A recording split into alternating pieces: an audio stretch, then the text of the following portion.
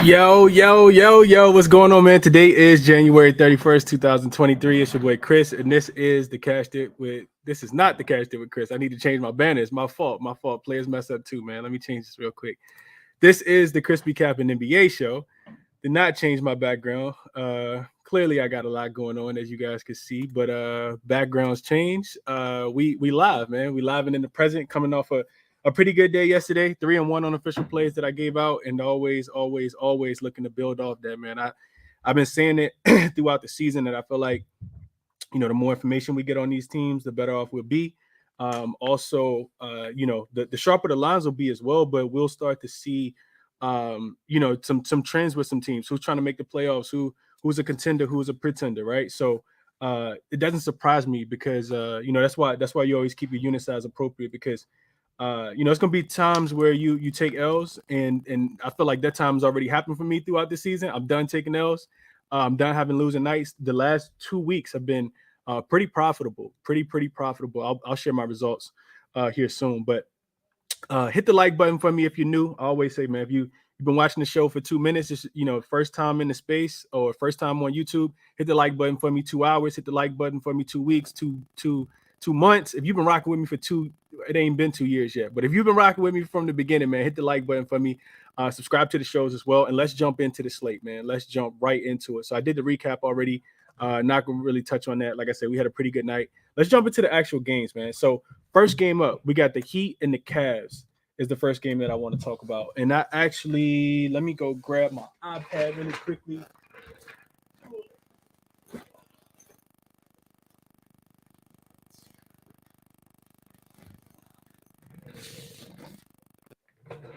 Okay, so got the iPad. Let's jump into the slate, man. And the other thing I want to say before we actually jump into the slate is that the show will be quicker. It's going to be a quicker show today. I do have another show that I'm doing at 6 p.m. So it's going to be a much quicker show today. I'm going to give you guys my plays. Anybody that got looks, send me a request. I'll get as many people up as I possibly can. But show got to end a hard cutoff of 5:55 Eastern time. So just so people know, I know it's going to be people that join late, but I'll try to, pass that information along once again. If you guys got looks, just go ahead and send me a request. I'll try to get up as many people as possible. Let's jump into the games for today. So got the live eye screen up, as I always feel like I need to have before I get started. Heat and the Cavs. You guys see a 5 on the screen if you're watching on YouTube. This game's actually down to 4 right now. The reason why it's down to 4 is because Jimmy Butler is supposed to play, dealing with that quad injury. So what I got in my notes, Heat coming off a 5-point loss against the Charlotte Hornets on Sunday. I think it was actually a look ahead spot to the actual game today. It was their first road game, so this is their second road game. They play at MSG against the Knicks on Thursday, playing off 1 day's rest as well. And Gabe Vincent, who was also listed as questionable, was going to play in this one. So looks like the Miami Heat are going to have a full unit here. Cavs coming off 1 day's rest. They had a really big win against the Clippers B team. This is the second game of a 2-game homestand for them. I'm sorry, second game of a 3-game homestand for them. No look ahead for either team, really. But this is a revenge game for the Miami Heat. They lost 113-87 back on November 20th in Cleveland, shorthanded without Jimmy Butler and Tyler Hero. So a couple different ways I think, you could kind of look at this game. And one of the reasons why I'm not on anything officially in this one. So on the Cavaliers side, this team is really, really good, right? We know at home you typically don't want to fade them. They're 12-2 straight up, 9-3 against the spread as a home favorite in conference games. So they played the East Coast teams really, really well at home. We've seen the big wins that they've gotten already. They beat Giannis and the boys here. The Cavs are also 7-1 straight up, 6-2 against the spread versus the Eastern Conference as a home favorite versus teams that have a winning record. So they get up for the big games. The problem that I was having earlier with taking the Cavaliers is just their inconsistencies. Typically, this team is not a team that you feel like you can count on after they are coming off a win. They are 0-4 in their last 4 games following a straight up win of 10 points or more, 1-7 against the spread in their last 8 games following an ATS win, and 1-6 ATS in their last 7 games following a straight up win. So that's, some of the trends that I've been kind of watching with the Cavs. I typically don't want to back them after they're coming off a win. Could I see them playing well in this spot tonight? I absolutely could. because of the trends that I just kind of gave you guys. They play up to their competition. They also play down to their competition, which is what we saw last week when the Golden State Warriors B team came out there and beat them. So I like the spot for the Cavs tonight. I'm not on the game officially. I do think that if you're going to play this one, because Bam Adebayo going to be down there with Jared Allen and Evan Mobley, I think that you look towards those guards. I think Tyler Hero probably has the best value in my estimation for this game. His ability to be able to, play make and create his own shot for himself. I'll be looking at Tyler Hero props. I think those are probably the sneaky ones. I haven't really heard anybody talking about them too much. I think Tyler Hero, you have to attack the Cavs from a guard position. You're not going to really do it with the big men. So I'll be looking at Tyler Hero props in this game. Really difficult game for me to cap because on the opposite side, the Heat are 6-2 against the spread following a road loss where their next game is on the road as well. So they have been extremely consistent after losing a road game when they have another road game. I think they've covered 4 of those games in a row as well. So the Heat are healthy right now. To me, this is a really good game to watch and learn. I'm not going to be playing anything in this game, but I will have it on. Next game up, and it's actually the first game as well. It's a 7:00 game. So next game up, we got my Lakers actually going to MSG. You guys see the lines from earlier this morning. I didn't change them at all. As you see the Lakers 2.5 point dog, and you see the total at 237. It's actually dropped all the way down to 231. It's come back up to 232 right now. And the Lakers are now 1.5 point dog. Now that we have confirmation that LeBron, who was listed as questionable, and Anthony Davis are both in for this game. Patrick Beverley is listed as out for this one. This is going to be the game of the night, man. I'm actually really, really excited for this game. I don't think that I'm going to play the Lakers, even though I kind of do want to get there on my team. This is a TNT game as well. National media type game. A lot of implications riding on this game. You got the Lakers who coming off 2 straight losses. They lost that game against the Celtics over the weekend, and then they follow up with that was on Saturday. Then had Sunday off. Monday they lost last night to the Brooklyn Nets. And now you get them on the second night of a back-to-back, third game in 4 nights, minus LeBron James and Anthony Davis. This is also the second game of a 4-game road trip for them. And they are 0-5 ATS, their last 5 meetings in New York. I just feel like every game for the Lakers means a lot because this team is currently not even in the playoffs right now. The Knicks, first game back home after coming off a 4-game road trip. This is their they've coming off 2 days rest. They got Miami on deck as well on Thursday, and Mitchell Robinson remains out. I think that's extremely, extremely important when capping this game. A lot of things lean towards the Lakers for me in this spot. The emotional investment when you are a fan of the team is heartbreaking. And for me, I think the Knicks have overperformed given that Mitchell Robinson has been out. I know I was on the Cavs team total. I think that was earlier in the week last week, and the Cavs couldn't even get to their team total minus Mitchell Robinson. And I think the Knicks also relish in a spot like this. For the Knicks, they have a lot that they're playing for as well. Jalen Brunson and Julius Randle, neither one of those guys have been named All-Stars yet. And I think that means a lot to both of these guys. I think they both, side note, I think they both honestly deserve to be on the team. I think the Knicks are overperforming. A lot of people didn't think that Jalen Brunson would come here and have this much of an impact, in my estimation, on this team. I think that they're playing really, really good basketball right now. Patrick Beverley has already been rolled out. I was looking at Jalen Brunson point prop. It was 23.5 minus 122. Soon as Patrick Beverley got ruled out, it skipped 24 and went straight to 25.5. So I'm not on that officially, but I do think that Brunson picks apart, this Laker defense. If the Lakers are going to give up points, they typically do it to the point guard position. They're allowing the second most points to point guards on the season, the second most points to point guards on the season, 6 most over the last 7 games. You also get the Lakers on the second night of a back-to-back.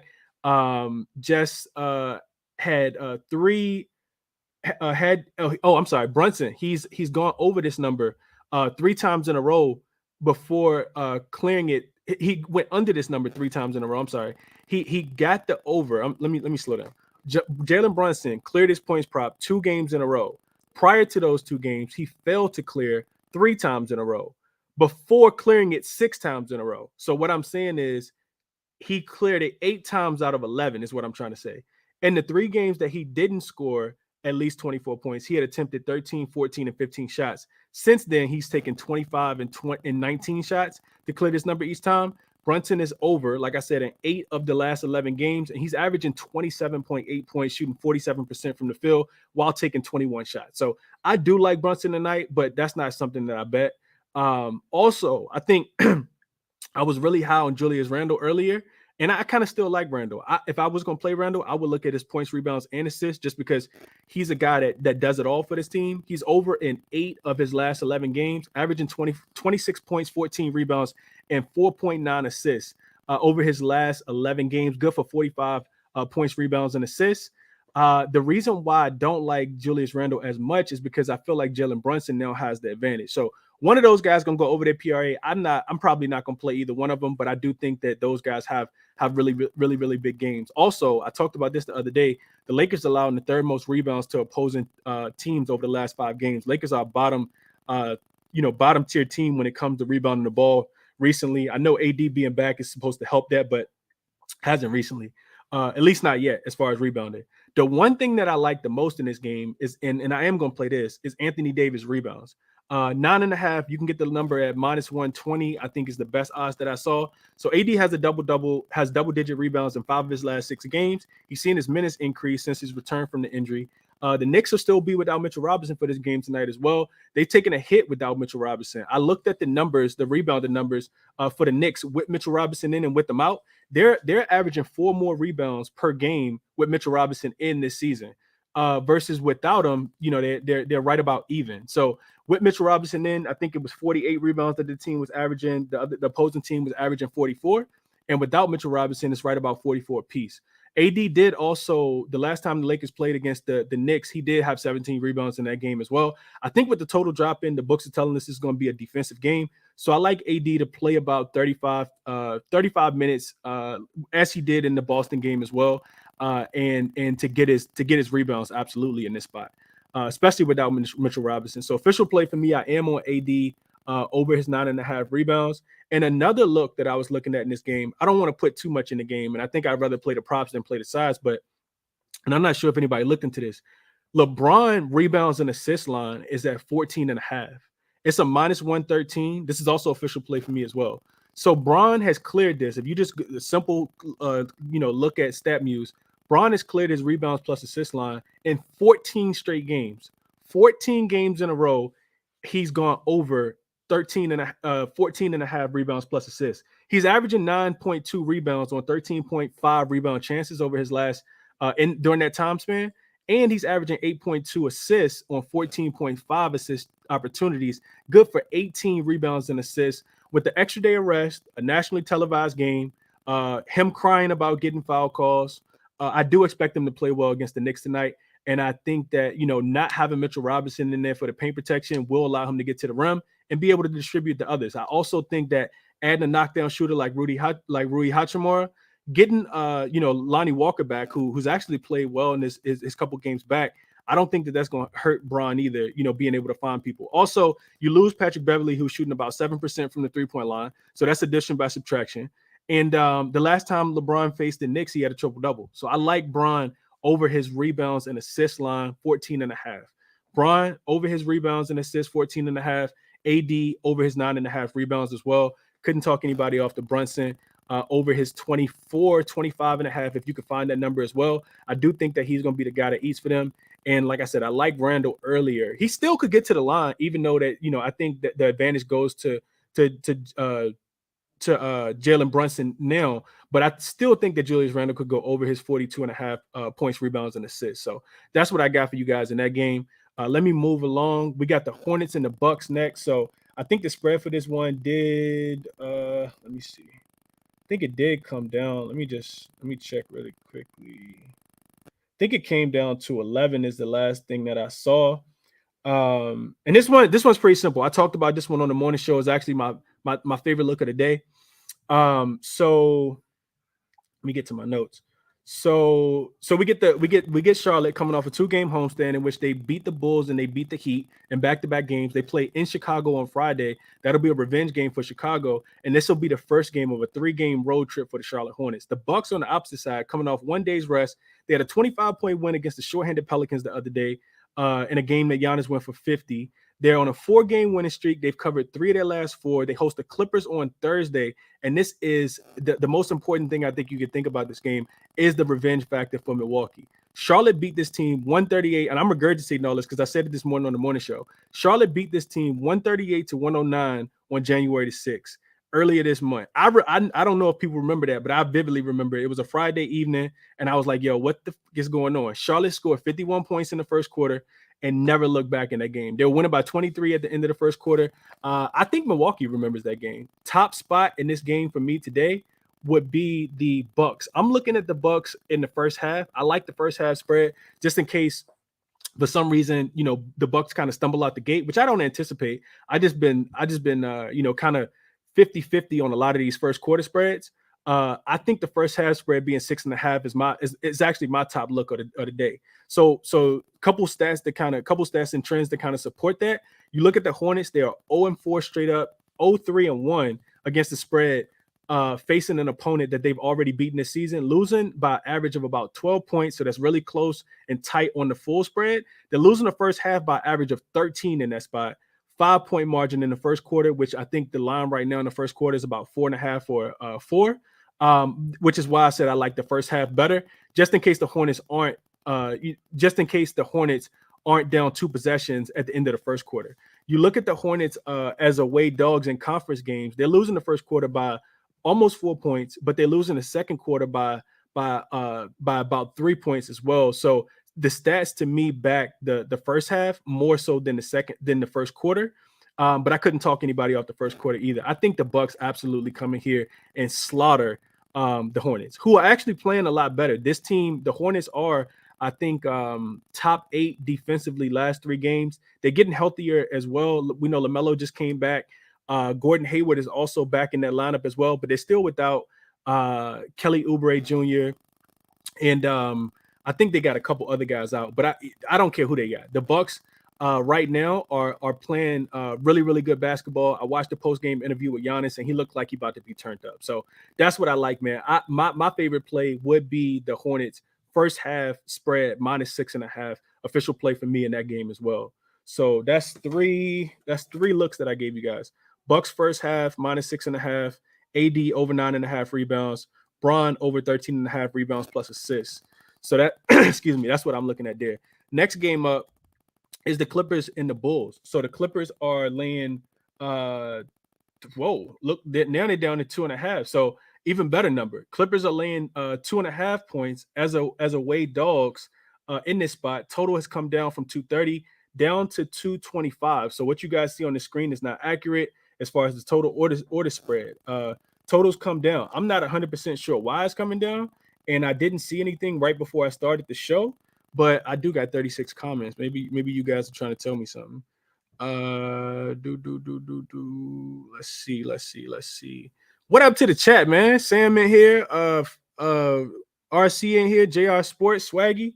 Let me I just want to check real quick and make sure I'm not missing anything as far as injury stuff. Daniel Gafford listed as questionable for tomorrow against Detroit. Rudy Gobert listed as questionable. Karl Anthony Towns out. So yeah, I didn't miss anything. I'm not sure why the spread is coming down. PG and Kawhi, I don't think are both officially ruled in. So maybe that's it. Maybe they're kind of waiting on that news. And when if those guys do get ruled in, I do expect the spread to go back up. So Clippers, 3rd game in 4 nights, minus for everyone except PG and Kawhi. They coming off the really, really disappointing loss to the Cleveland Cavaliers on Sunday after beating Atlanta on the night before. So there was a second night of a back-to-back. They didn't have a lot of their starters. They had won 5 games in a row with both PG and Kawhi in the lineup, covering 4 of the 5 as well on the spread. This is the 3rd game of a 6-game road trip for them. They play in Milwaukee on Thursday. Both PG and Kawhi, like I said, are listed as probable. Marcus Morris, Robert Covington, and Reggie Jackson are all listed as questionable as well. On the opposite side, you do get a Bulls team that is extremely inconsistent, which makes it really, really difficult to bet their games. This is their first game back home after having 2 days rest, and their 3rd game and after a 3-game road trip. They beat the Magic by 19 on Saturday, but the Magic were playing on the second night of a back-to-back. but they did that after they lost to Charlotte and Indiana. So they host Charlotte again on Thursday. This game to me, I can only look towards the Clippers. The Clippers are 5-2 straight up with both PG and Kawhi in the lineup.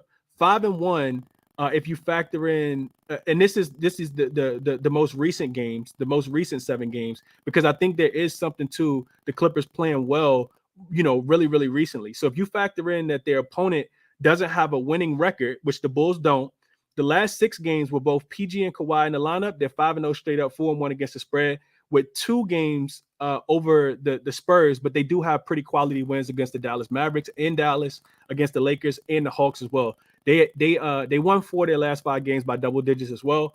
You look at this Bulls team, if there's one consistent thing about the Bulls, they play up to their competition. They also play down to their competition, which makes them extremely inconsistent. The Bulls are 5-0-1 against the spread as a home dog in the last 6 games, and 2-2 straight up and against the spread as a home favorite in non-conference games, with wins over the Jazz and the Warriors, which I feel like the Clippers are in better form than both of those teams were in their current form when they actually got those wins. The Bulls are also 7-4 straight up, 7-3-1 against the spread as a versus a team with a winning record at home. But 9 of those were against conference opponents, and of course the Clippers are in the Western Conference. Against the West, they are just 1-1 in that spot. So league trend that I pulled, looking at road favorites needing to win by 3 points or more off a previous road game that aren't playing on the second leg of a back-to-back versus a team that has a losing record. I know that's a mouthful. Those teams are 13-7-1. So that's a 65%, and that's just for this season. Those teams are covering at a 65% on the spread as well. The total to me is a tad bit conflicting just because it opened at 230. And while I did like the under in that spot because I think these two teams can play defense, it's now down to 225, 226. I'd only be able to look towards the over. The Bulls 8-3 to the Bulls are 8-3 to the under when they're at home facing a team that does have a winning record. So for some reason, they tend to play defense when they're playing against playing up the competition, but when they're playing down the competition, they don't. So maybe that influences the total to come down as well. But the Clippers on the opposite side, very conflicting trend. The Clippers are 6-1 to the over when they're a road favorite. I think we see more defense in this game, but I don't think I like the total either way. I would, if I had to play it, because the NBA is a league of points right now and teams aren't completely locked in on defense. I do think that I'd be playing the over with the given number. I don't think I'd play it below that just because the Clippers are going over at an extremely high rate with both PG and Kawhi in the game. I don't think that the line makers have set the total, to where it should be based on having both of those guys in. So that's what I got for you guys there in that spot. And y'all drop your plays in the chat, man. I see people dropping their plays. I see Sid said Kawhi kills the Bulls historically. So that's another thing I was looking at as well. I talked about it on the morning show also. I think, let's see, I had Kawhi props written down. I think Kawhi, just off top of my head, I think his points plus rebounds, his points were at 27.5. His rebounds was at 6.5, and it was juiced to the over. I think it was like minus 140. So I think the line was 33.5. I think Kawhi had hit that 7 of the last, somebody double check it. But I want to say it's maybe 7 of his last 11 games. Kawhi's he's their, probably their second best rebounder behind Zubac. Also, when you think about matchup, Kawhi, if Kawhi's pulled, if Vucevic is playing on the perimeter and trying to initiate the offense, that brings Zubac out of the paint and onto the perimeter, Kawhi's probably the guy that's going to end up getting a lot of the rebounds. Also think, looking at this game from a 2-on-2 perspective, you got you got Zach LaVine and DeRozan, and then you have Paul George and Kawhi on the opposite side. Give me PG and Kawhi over Zach LaVine and DeRozan in their current form right now, even on the road. So I really want to get there with the Clippers. I haven't put it in my pocket yet, but that's the only way I'll be looking in this game. I just think that they're the more consistent team right now, and I think that they're really trying to stack up wins. Just on the little run that they've been on, I think they've won like 5 of their last 6 after dropping that game against Cleveland. They're already 4th in the Western Conference. So this team is, getting hot at the right time. I like that a lot. Andrew in the chat said he liked PG threes. One thing we know about the Bulls is they're going to give up the threes, and we know PG going to shoot them. So I couldn't talk you off of that, Andrew. I think looking at PG3s would be a solid look as well in this spot. And do we got one more game? Yeah, we got one more game.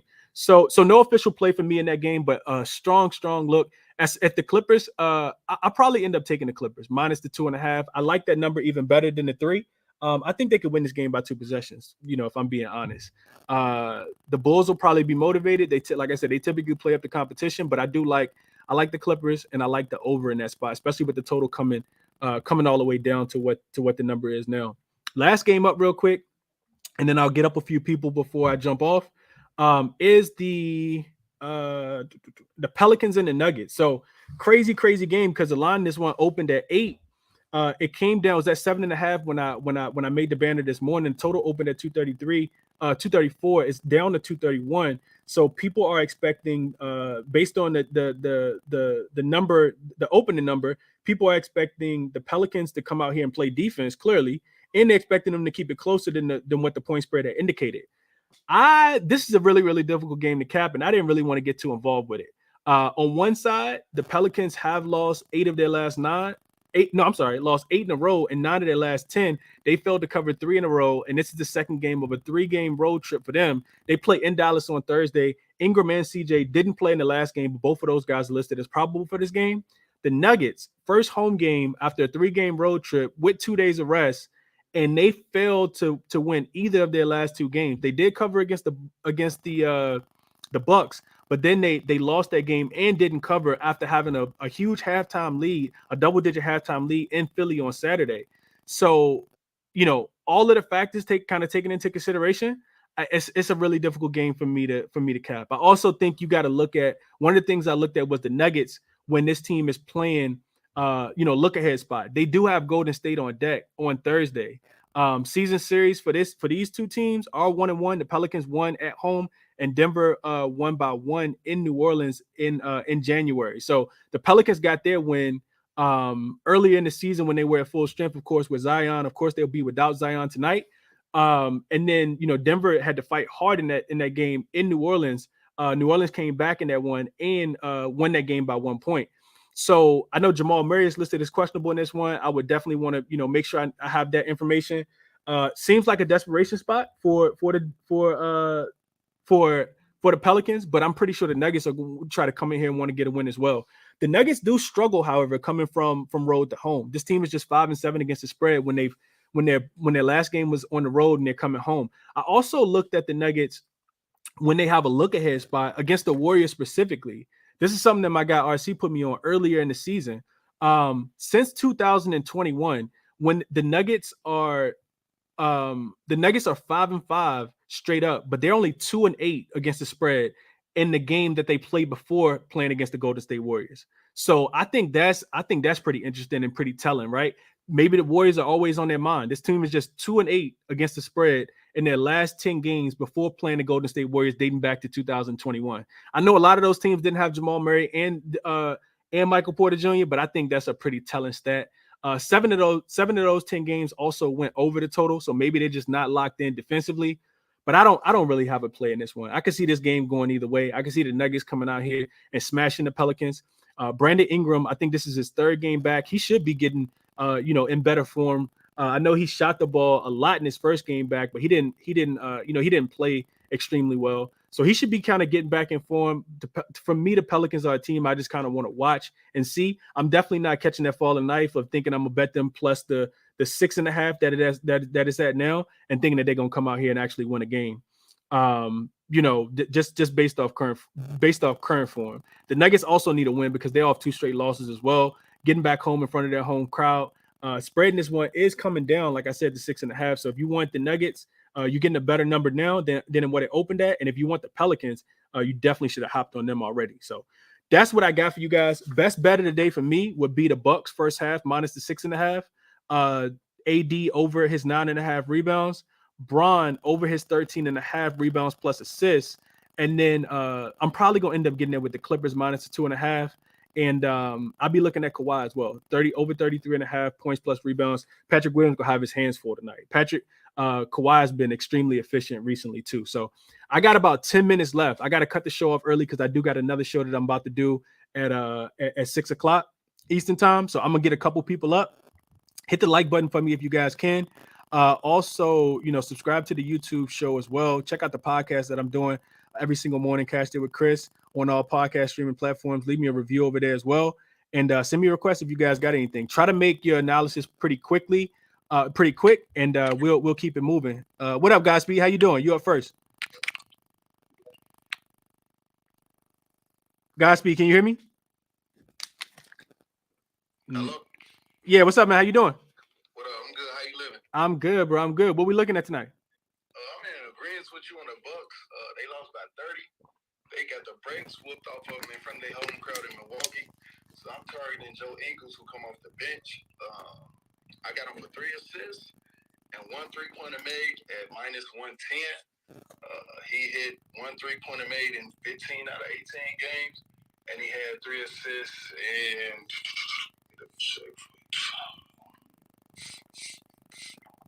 He had 3 assists in the game when they played, and he barely played because he was still on that minute restriction.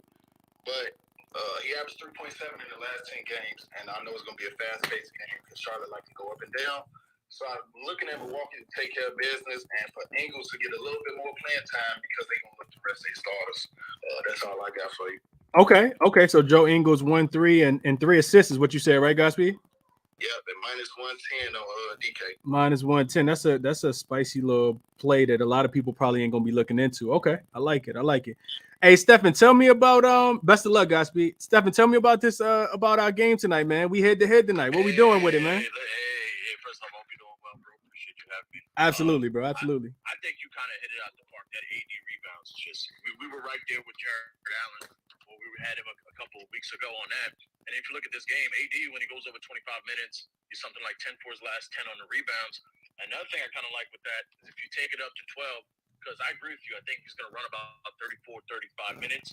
When he does that, he's 8 for his last 10 on the 12 rebounds. And we already know Jericho Sims, he's not going to really give him much resistance there. So I like that one a lot. Bron, you hit it. I think there's multiple angles where you could look at it. I think the way you said was probably the best way. But I took his assist at 6.5 at -128.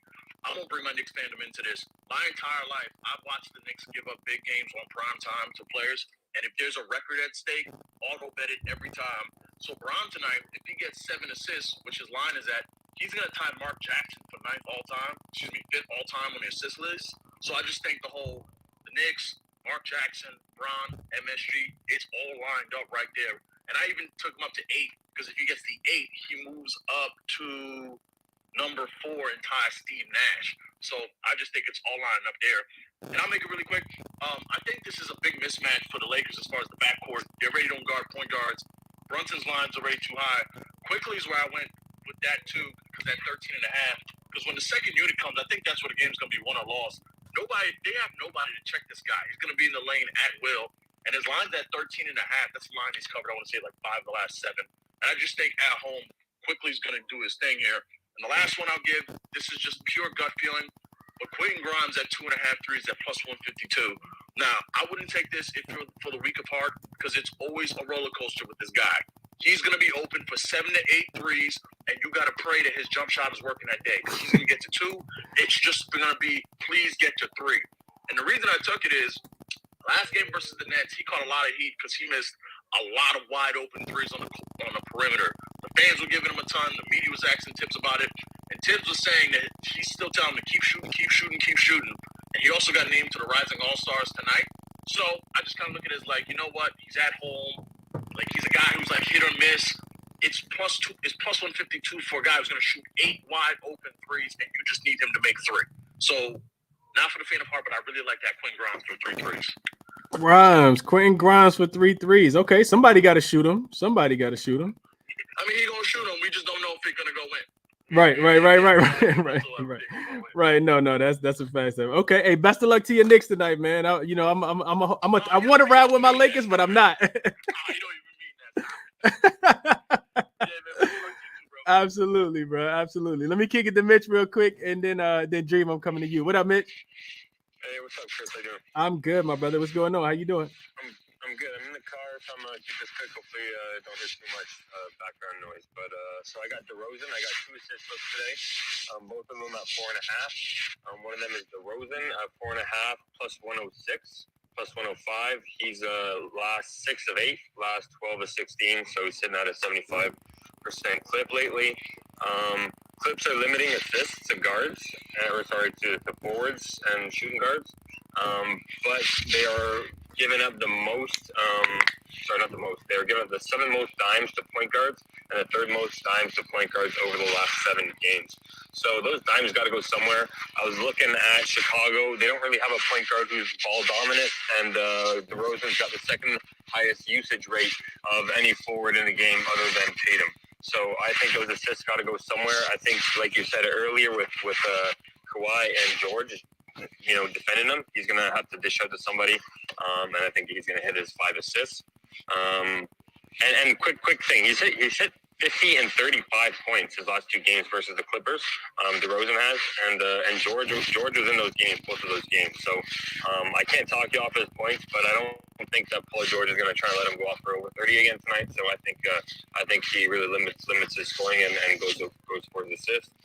Second one is Donovan Mitchell over 4.5. He's averaged 4.5 on the road and 5.1 at home. He's at home today. He's gone over his line in 9 straight where he's played more than 30 minutes. And he's also hit 9 of his last 12. Miami ranks 8th in the league in total assists to shooting guards and 2nd over the last 7 games. He's 1 for 1 versus Miami in a Cavs uniform. So, went 2-0 yesterday on the show, so we're going to try and follow it up with another 2-0 day today, and hope everyone cashes, and good luck. My God, Mitch, I appreciate that, man. Always appreciate when you come on the show and drop the knowledge, man. Like the looks. Hope you cash both of them. DeRozan, 4.5 assists, and Mr. Donovan Mitchell assist as well. Best of luck to you, Mitch. Dream, what's going on, my guy? What up, Dream? What's the vibes, man? How you? I'm good, bro. I'm good, man. What's going on? How you doing today, man? I'm doing real good, man. Had a nice sweep yesterday. My boy Sohan did what he do. Early too, Dream. I said, yo. I told you it was gonna happen. You called it. You called it, bro. Yeah, but so I'm just trying to keep it going today, man. Similar to yesterday, I don't have much analysis on these. Probably that y'all haven't covered. But yeah, LaMelo over his 3.5 threes. That's an auto bet for me. Anytime it's under 140 and it's 3.5, I'm gonna play that. If y'all don't know, LaMelo shoots about 12, 13 threes a game. I played it last game. He started the game off 1 of 9 and then covered it in the 4th quarter because that's my guy. So we're gonna keep rocking with Young Melo tonight. And I also sprinkled this triple double. And I got it at plus 2,200. I built it out on PointsBet. You may be able to do better. Next, Ingram PRA. So, I like the way I handicap games is I watch him for the most part. And Ingram, he's been getting a bunch of usage. He's been getting a bunch of shots up, and he's been rebounding and getting his assists. The only thing that hasn't caught up yet is his points, is his shooting. Today I think he's got a decent matchup. And I think that his shooting is going to come back today. So I played his PRA over 30.5. Ingram can score 30 points. But if you're going to give me points and rebounds with somebody who historically will average about 4 assists or 5 rebounds, something like that, and just tell me you got to score 20-plus points, I love that look. And I also sprinkled his 3 threes at plus 550 because he's been shooting since he's come back from his injury. He shot like 6 twice, 7 once, or 6 and 7, and he's gone like 0 for 6 and 1 for 7 type stuff. So if he just get a shot going today, he can knock that down in the first half. So I love Ingram's PRA. The Clippers -3, similar to my Golden State play yesterday. I don't have much analysis besides the fact that I think the Clippers are trying to get their season straight right now. They've been on a nice streak. When they had Kawhi, they lost the last game without Kawhi. He's back. PG-13's playing. I know they're on the road. I don't think the Bulls is good, so I took the Clippers -3. Could be a trap line, but I love it. I took Paul George over 2.5 threes because he's going to get the volume and he's a really good shooter. I love playing his threes. He's not like Melo level, and that's juiced. -135 is why I got it, but I think he's going to get the attempts tonight. So I love his threes. And last but not least, AD rebounds. I heard somebody talking about it right when I popped in here. Yeah, 10 rebounds for Anthony Davis playing 30 minutes is crazy. The AD I know before he got hurt, he was doing that at halftime. That's a fact. That's a fact. 35 and 18 games type shit. So, sooner or later he gonna ramp it up again. So, yeah, I played that. And last thing I want to bring up, Giannis triple double. I got it at I think plus 1,700. I don't know. All this stuff is on my page, but Charlotte gives up the most assists to power forwards, and they don't play no defense as it is. He's gonna get his points. He's gonna get his rebounds. So if for some reason he starts dishing early, he can get the triple double, and he has a few of them this year already. So I got it at I think plus 1,700. That's what I'm on. Giannis triple double. Okay, Dream got the looks, man. Y'all give Dream a follow, man, if y'all haven't already. Dude said he capped the games by looking at them. That's how you cap them right there. If you ain't got the eye test as part of your capping, you're doing it wrong. So I appreciate that, Dream. Crap on nobody's stats. I'm trying to get better with No, for sure. But you can't get better if you ain't watching it. You know what I mean? So I like that you said that, Jay. Because I come on here and give a lot of analytics, but y'all best believe I'm watching every game. You know what I mean? I got late, bro. Yeah, it's different.